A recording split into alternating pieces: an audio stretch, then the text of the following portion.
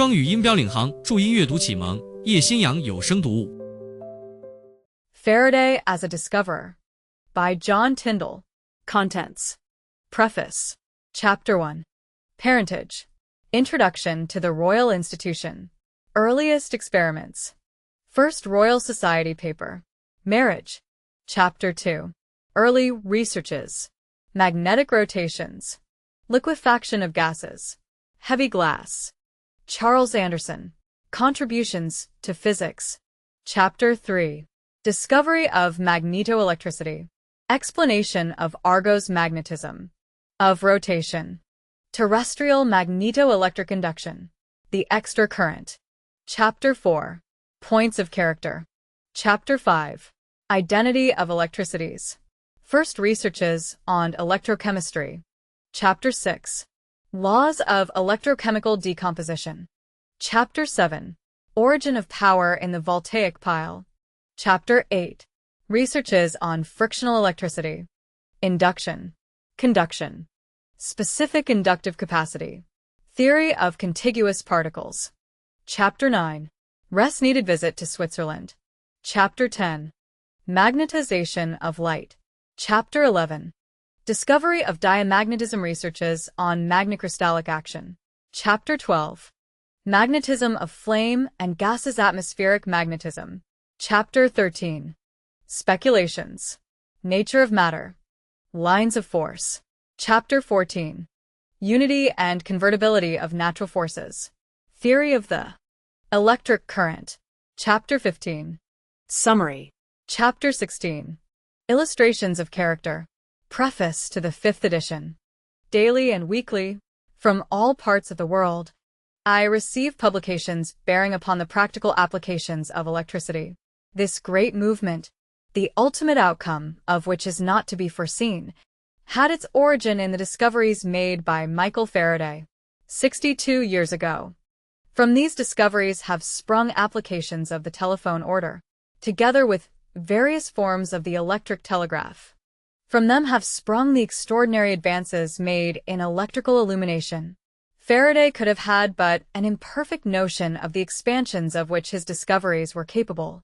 Still he had a vivid and strong imagination, and I do not doubt that he saw possibilities which did not disclose themselves to the general scientific mind. He knew that his discoveries had their practical side, but he steadfastly resisted the seductions of this side, applying himself to the development of principles, being well aware that the practical question would receive due development hereafter. During my sojourn in Switzerland this year, I read through the proofs of this new edition, and by my reading was confirmed in the conviction that the book ought not to be suffered to go out of print. The memoir was written under great pressure, but I am not ashamed of it as it stands. Glimpses of Faraday's character and gleams of his discoveries are there to be found which will be of interest to humanity to the end of time. John Tyndall. Hindhead, December, 1893. Note: it was, I believe, my husband's intention to substitute this preface, written a few days before his death, for all former prefaces, as, however, he had not the opportunity of revising the old prefatory pages himself. They have been allowed to remain just as they stood in the last edition. Louisa C. Tyndall. Preface to the 4th edition. When consulted a short time ago as to the republication of Faraday as a Discoverer, it seemed to me that the labors and points of character of so great a worker and so good a man should not be allowed to vanish from the public eye. I therefore willingly fell in with the proposal of my publishers to issue a new edition of the little book. Royal Institution. February 1884. Preface to the 2nd edition. The experimental researches of Faraday are so voluminous, their descriptions are so detailed, and their wealth of illustration is so great as to render it a heavy labor to master them. The multiplication of proofs, necessary and interesting when the new truths had to be established, are however less needful now when these truths have become household words in science. I have therefore tried in the following pages to compress the body, without injury to the spirit, of these imperishable investigations, and to present them in a form which should be convenient and useful to the student of the present day. While I write, the volumes of the Life of Faraday by Dr. Bence Jones have reached my hands. To them the reader must refer for an account of Faraday's private relations. A hasty glance at the work shows me that the reverent devotion of the biographer has turned to admirable account the materials at his command. The work of Dr. Bence Jones enables me to correct a statement regarding Wollaston's and Faraday's respective relations to the discovery of magnetic rotation. Wollaston's idea was to make the wire carrying a current rotate round its own axis, an idea afterwards realized by the celebrated Ampere. Faraday's discovery was to make the wire carrying the current revolve round the pole of a magnet and the reverse. John Tyndall, Royal Institution, December 1869. Faraday as a Discoverer. Chapter 1. Parentage. Introduction to the Royal Institution. Earliest experiments. First Royal Society paper. Marriage. It has been thought desirable to give you and the world some image of Michael Faraday as a scientific investigator and discoverer.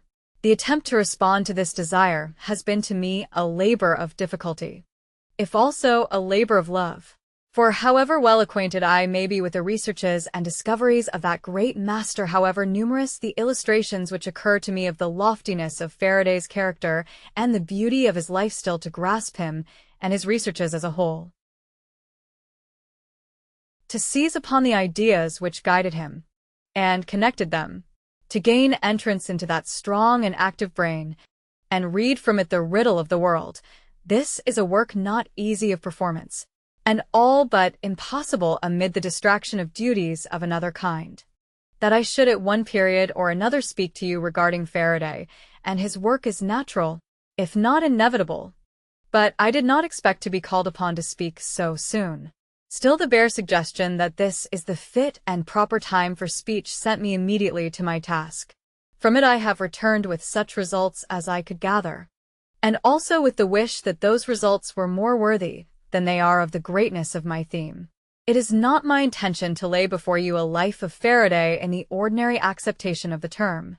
The duty I have to perform is to give you some notion of what he has done in the world, dwelling incidentally on the spirit in which his work was executed, and introducing such personal traits as may be necessary to the completion of your picture of the philosopher, though by no means adequate to give you a complete idea of the man.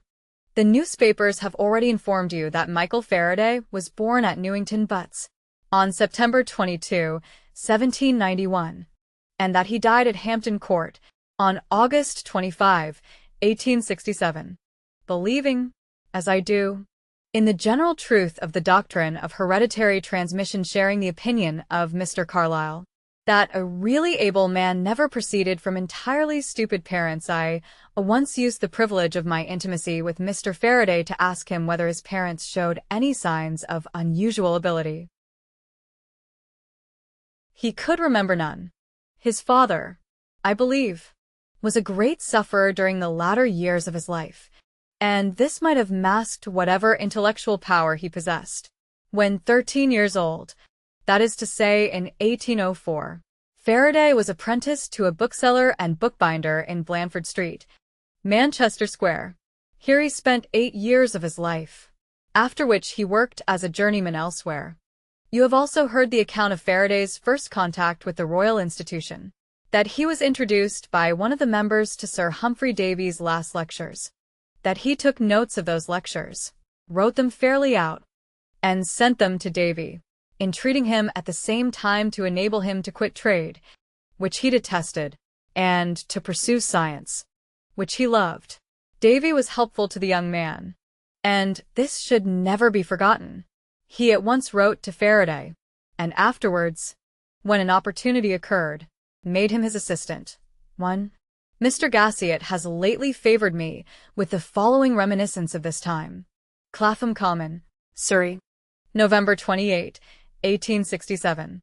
My dear Tyndall, Sir H. Davy was accustomed to call on the late Mr. Pepys, in the Poultry, on his way to the London Institution, of which Pepys was one of the original managers.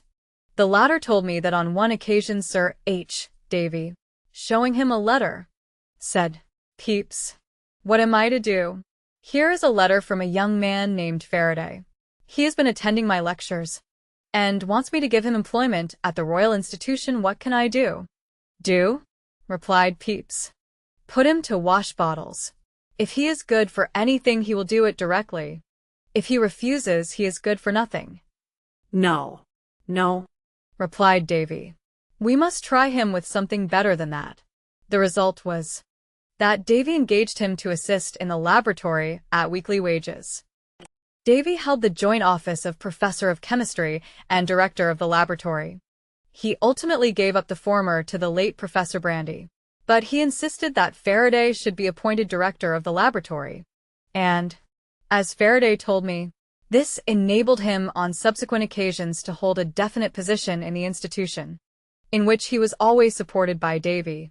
I believe he held that office to the last. Believe me, my dear Tyndall, yours truly, J.P. Gassiot, Dr. Tyndall. From a letter written by Faraday himself soon after his appointment as Davy's assistant, I extract the following account of his introduction to the Royal Institution. London, Sept. 13, 1813. As for myself, I am absent from home, nearly day and night, except occasional calls, and it is likely shall shortly be absent entirely. But this, having nothing more to say, and at the request of my mother, I will explain to you. I was formerly a bookseller and binder, but am now turned philosopher, too, which happened thus. Whilst an apprentice, I, for amusement, learn a little chemistry and other parts of philosophy, and felt an eager desire to proceed in that way further. After being a journeyman for 6 months, under a disagreeable master, I gave up my business, and through the interest of a Sir H. Davy, filled the situation of chemical assistant to the Royal Institution of Great Britain, in which office I now remain, and where I am constantly employed in observing the works of nature, and tracing the manner in which she directs the order and arrangement of the world. I have lately had proposals made to me by Sir Humphrey Davy to accompany him in his travels through Europe and Asia, as philosophical assistant. If I go at all, I expect it will be in October, next about the end, and my absence from home will perhaps be as long as 3 years. But as yet all is uncertain. This account is supplemented by the following letter, written by Faraday to his friend de la Rive, 3 on the occasion of the death of Mrs. Marset. The letter is dated September 2, 1858. My dear friend, your subject interested me deeply every way. For Mrs. Marset was a good friend to me, as she must have been to many of the human race. I entered the shop of a bookseller and bookbinder at the age of 13, in the year 1804, remained there 8 years, and, during the chief part of my time, bound books. Now, it was in those books, in the hours after work, that I found the beginning of my philosophy. There were 2 that especially helped me, the Encyclopaedia Britannica, from which I gained my first notions of electricity, and Mrs. Marset's Conversation on Chemistry, which gave me my foundation in that science. Do not suppose that I was a very deep thinker, or was marked as a precocious person. I was a very lively, imaginative person, and could believe in the Arabian Nights as easily as in the encyclopedia. But facts were important to me, and saved me. I could trust a fact, and always cross-examined an assertion. So when I questioned Mrs. Marset's book by such little experiments as I could find means to perform, and found it true to the facts as I could understand them, I felt that I had got hold of an anchor in chemical knowledge, and clung fast to it. Thence my deep veneration for Mrs. Marset first, as one who had conferred great personal good and pleasure on me, and then as one able to convey the truth and principle of those boundless fields of knowledge which concern natural things to the young, untaught, and inquiring mind. You may imagine my delight when I came to know Mrs. Marset personally. How often I cast my thoughts backward, delighting to connect the past and the present. How often, when sending a paper to her as a thank-offering, I thought of my first instructress. And such like thoughts will remain with me, I have some such thoughts even as regards your own father, who was, I may say, the first who personally at Geneva, and afterwards by correspondence, encouraged, and by that sustained me. 12 or 13 years ago, Mr. Faraday and myself quitted the institution one evening together to pay a visit to our friend Grove in Baker Street. He took my arm at the door and, pressing it to his side in his warm, genial way, said, "Come, Tyndall. I will now show you something that will interest you." We walked northwards, past the house of Mr. Babbage, which drew forth a reference to the famous evening parties once assembled there. We reached Blandford Street, and after a little looking about he paused before a stationer's shop, and then went in. On entering the shop, his usual animation seemed doubled. He looked rapidly at everything it contained. To the left on entering was a door, through which he looked down into a little room, with a window in front facing Blandford Street. Drawing me towards him, he said eagerly, "Look there, Tyndall." That was my working place. I bound books in that little nook. A respectable-looking woman stood behind the counter. His conversation with me was too low to be heard by her, and he now turned to the counter to buy some cards as an excuse for our being there. He asked the woman her name, her predecessor's name, his predecessor's name. "That won't do," he said, with good-humored impatience. "Who was his predecessor?" "Mr. Ribot," she replied, and immediately added, as if suddenly recollecting herself, "He, sir, was the master of Sir Charles Faraday." "Nonsense," he responded. "There is no such person." Great was her delight when I told her the name of her visitor, but she assured me that as soon as she saw him running about the shop, she felt, though she did not know why, that it must be Sir Charles Faraday.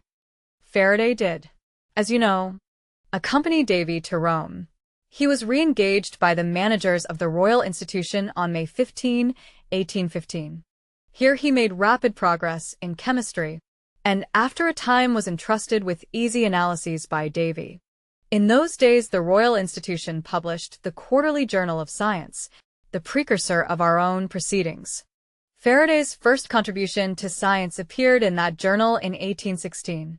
It was an analysis of some caustic lime from Tuscany, which had been sent to Davy by the Duchess of Montrose. Between this period and 1818, various notes and short papers were published by Faraday. In 1818, he experimented upon sounding flames. Professor Auguste de la Rive had investigated those sounding flames, and had applied to them an explanation which completely accounted for a class of sounds discovered by himself, but did not account for those known to his predecessors. By a few simple and conclusive experiments, Faraday proved the explanation insufficient. It is an epoch in the life of a young man when he finds himself correcting a person of eminence, and in Faraday's case, where its effect was to develop a modest self-trust, such an event could not fail to act profitably. From time to time between 1818 and 1820, Faraday published scientific notes and notices of minor weight. At this time he was acquiring, not producing, working hard for his master and storing and strengthening his own mind. He assisted Mr. Brandy in his lectures. And so quietly, skillfully, and modestly was his work done, that Mr. Brandy's vocation at the time was pronounced lecturing on velvet. In 1820 Faraday published a chemical paper on two new compounds of chlorine and carbon, and on a new compound of iodine, carbon, and hydrogen. This paper was read before the Royal Society on December 21, 1820, and it was the first of his that was honored with a place in the Philosophical Transactions. On June 12, 1821, he married, and obtained leave to bring his young wife into his rooms at the Royal Institution. There for 46 years they lived together, occupying the suite of apartments which had been previously in the successive occupancy of young Davy and Brandy. At the time of her marriage, Mrs. Faraday was 21 years of age, he being nearly 30. Regarding this marriage, I will at present limit myself to quoting an entry written in Faraday's own hand in his book of diplomas, which caught my eye while in his company some years ago. It ran thus: January 25, 1847. Amongst these records and events, I here insert the date of one which, as a source of honor and happiness, far exceeds all the rest. We were married on June 12, 1821. M. Faraday. Then follows the copy of the minutes, dated May 21, 1821, which gave him additional rooms, and thus enabled him to bring his wife to the Royal Institution.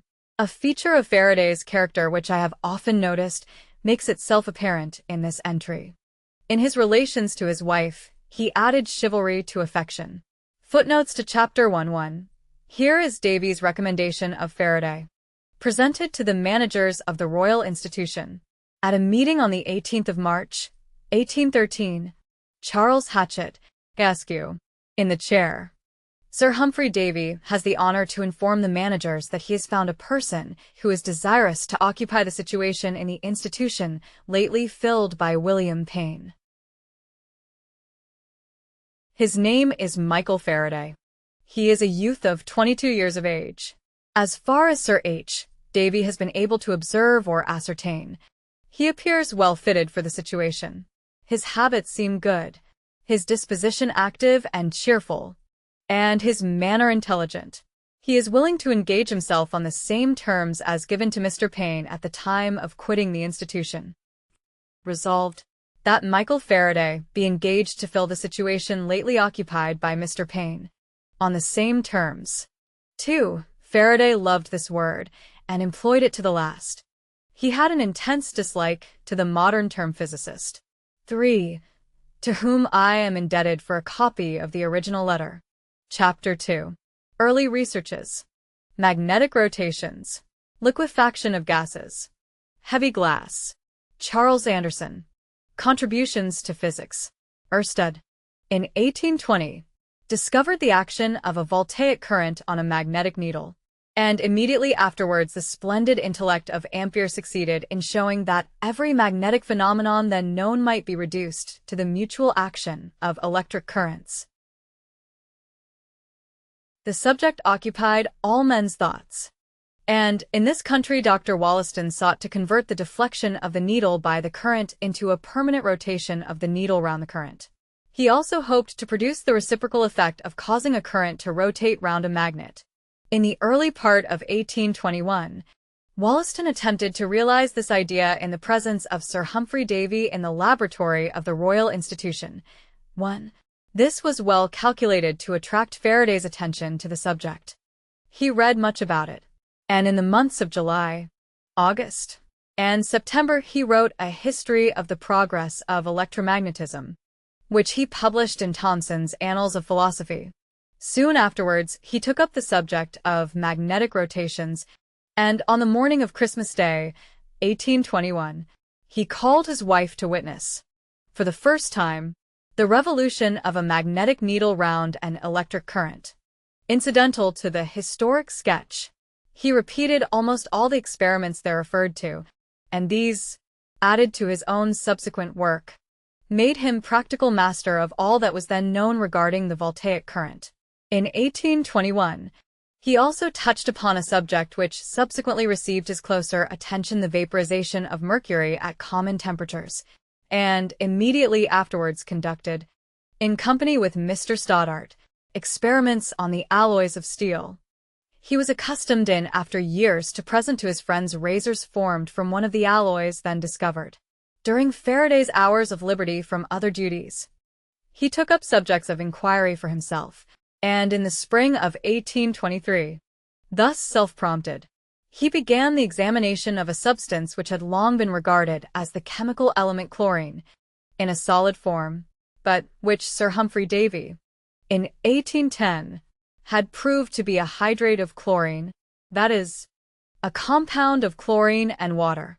Faraday first analyzed this hydrate and wrote out an account of its composition. This account was looked over by Davy, who suggested the heating of the hydrate under pressure in a sealed glass tube. This was done. The hydrate fused at a blood heat. The tube became filled with a yellow atmosphere, and was afterwards found to contain two liquid substances. Dr. Paris happened to enter the laboratory while Faraday was at work. Seeing the oily liquid in his tube,